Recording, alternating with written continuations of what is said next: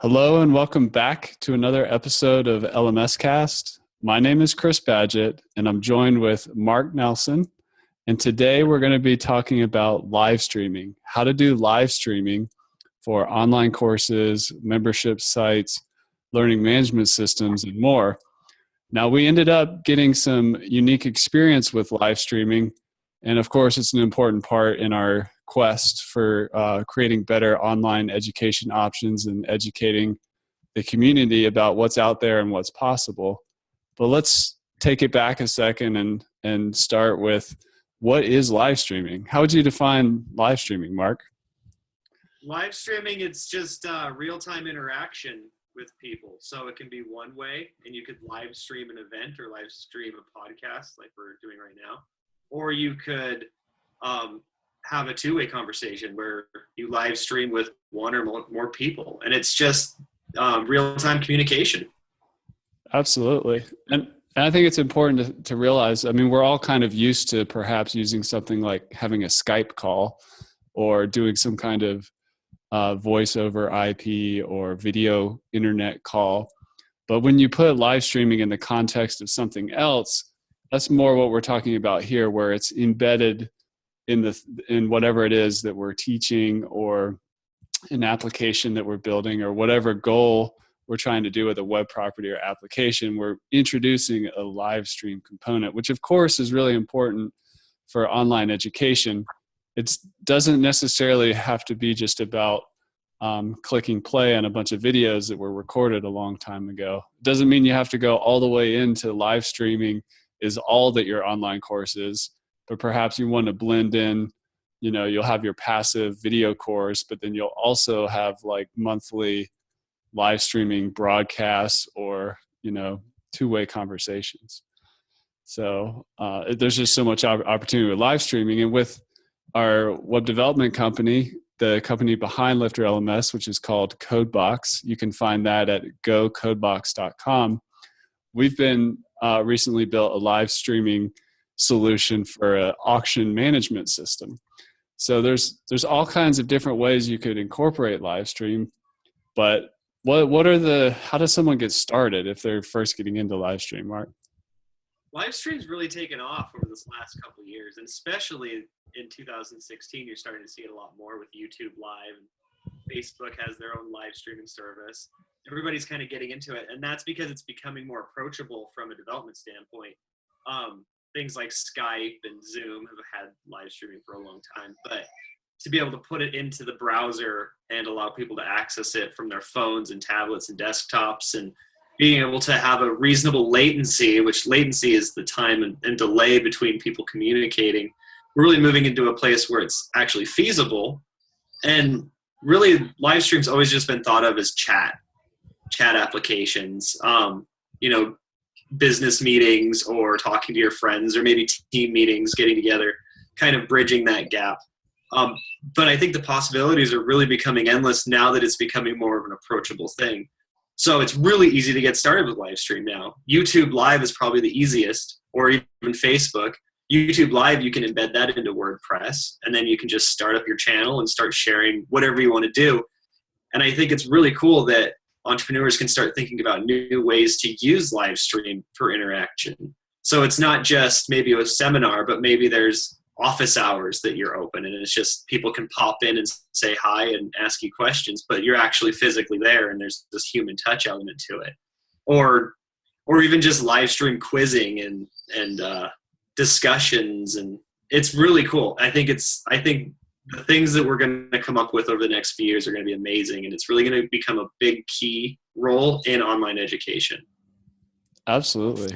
And yeah, so if I was just getting started, perhaps I could add a Facebook group to my online course or my membership. And then within that group, I would have a schedule when I would be broadcasting or have the live stream turned on. And that way you could introduce it at low cost, let Facebook do the heavy lifting to, bring in that technology, but you're leveraging Facebook in that group there. But what if I want to build my own live stream solution? How do I do that? So it kind of comes with you get what you pay for. So it's really easy to get into using YouTube Live or Facebook and get those set up. And maybe you want to do that just to find out, get a feel for how you like using it and maybe how your customers like using it. So do you get a lot of people that are interested in it? And you could even do polls or just start hosting some live events, see who shows up. When you start to get more serious about it, there's other avenues like Livestream or Ustream. They're excellent systems that you can they do the scheduling. They have more stuff that you can set up for your live stream. You can get a lot of analytics back from them. You can get a lot of analytics from YouTube too. They're actually pretty good. And then there's the big one, which is some of the stuff that we've done for our clients, is where you actually set up a live stream server. And that the big benefit to that is extremely reduced latency and full control over how you're going to handle it. So there's a lot of custom things that we can build into the live stream with interactions and analytics that you can't get from the traditional third-party sources. Absolutely. Yeah. So it's cool to use Facebook and Periscope and Blab and YouTube Live and all these things, but there comes a point with your web property where you may want to have your own custom solution that you own and does exactly what you need it to do. And like you mentioned, work on the latency issue. If real time down to, the second is pretty important to you. There's things you can do there. So if you're interested in finding out more about a custom live stream project, just send us a contact at gocodebox.com. You'll find the contact page there. And we can go from there. But let's talk a little bit more about online education and live streaming. When we talk about blended learning, often we're talking about, what are we blending? Are we blending a live classroom experience like in person along with some take-home video course? What's really cool that's how a lot of people think about blended learning. But if you look at live streaming, you can do it without having an in-person classroom, so you can still have that global reach, but then also bring in that live component, which if you're interested in charging more money for your course or your platform, or maybe you want a smaller group of people in it, have it be more intimate and exclusive, live streaming is a good way to add that value, because nothing beats the live, face-to-face human interaction, even if it's through the internet. So any other ideas, Mark, on how you could bring live streaming into a learning management system or online course or membership site? I think it's pretty simple, and it can be approached in a really simplistic manner. We have a client that does really well with his scaling the human touch. He does a lot of stuff with emails and a lot of stuff that LifterLMS already provides. He's using all those different tools. But one of the things that he does is he does a session where he sits down, people can get on and just start asking him questions. And then using the live stream component, he just answers their questions in real time. And I think it's one of those ways that you can really give people a sense of value in what they're learning and what they're paying for, if they're paying for something, because it shows your level of interaction and interest in their problems. And so the issues could be related to the course content, or they could be life issues that he's answering questions about. And I think that's a really good opportunity for you to scale that human touch. There's all types of different ways you can do it. And start small. Just start with posting a schedule to see how many people will sign up for it, and then start it. And even if there's only a couple people, just keep going. And it will attract people. I do a lot of online courses, and that's one of the coolest things that I found that's starting to be a big trend with online courses is that there is this, not all of it, in fact, it's probably 10% of the course would be live interaction, but some of the courses I take, you do a lot of videos, you do a lot of book work, a lot of homework assignments, but once a week there's like a 1 or 2 hour live session where people can sit and just ask questions about all the stuff that they're trying to cover. It's really cool because you get answers that you wouldn't get. And when you do something like a live stream where there's multiple people, it's not just you engaging with the professor or you engaging with the course author, you're also engaging with the other people around. And so you make other connections, you build friendships, you build business connections. It's an awesome way for people to connect that you just can't really get from just a basic chat or forums or comment sections. Absolutely. Yeah, we're big believers in the power of community and the place it needs to be to be a part of an online education system, especially online where if you're not going in person, it's easy to get isolated or just not have those benefits of community. But by introducing that live stream element, you can bring in that community piece.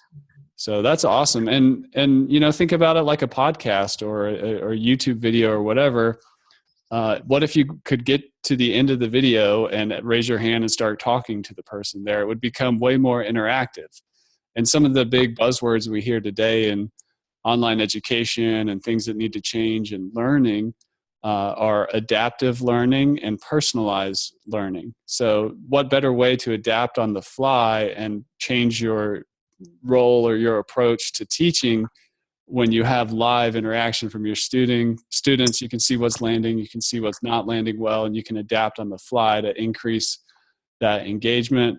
And you can also personalize it. You can call on people in the group. You can, you know, bring out examples that are the most relevant to the individual or the group that's on the call live with you. So lots of Yeah. opportunity there in live streaming. And I think anyone who's ever taken a course has moments where they have a question that they can't get answered. And it's just pretty much when you're watching a video of someone teaching you and you're like, well, why did you do it that way? It's a lot to go into forums and then ask the question and get the response when it's just a simple question that you could have shot out to them and they could have given you an answer that sometimes you can't get from a forum. It's just knowledge that's being passed down. Like when you're hanging out with somebody and you're shadowing someone for a job, there's a lot more you can learn than just watching a course on that. And that's what Livestream gives you the opportunity to do. One of my favorite course authors is Chris Coyier, and he doesn't do live stream, but one of the things he does in his video is he doesn't edit them. He just lets them run. And so when he runs into an issue, and these are development courses, so when he runs into an issue doing his development, he debugs the issue right there in the video. And sometimes he'll make a simple mistake and it's obvious and he eventually finds it. But it's a really good learning opportunity to watch someone go through that because you're picking up a lot of things that you wouldn't pick up if he would have edited it and just give you only the facts. So you get some of the discovery process as well as just the information. Yeah, there is such thing as being too polished. And, you know, that's a danger of going live is that you might make a mistake or you might say, or you might click the wrong button or say the wrong thing or put the wrong slide up. But through all that, you could create a more real, you know, learning experience in the same way that if you think about why Facebook is popular, it's popular because it's essentially trying to take how real human relationships and friendships work and bring that on the internet. If you're serious about bringing, and of course they don't do that perfectly, but they do a pretty good job, and in some ways do things that aren't possible in person because you have the internet and this digital world.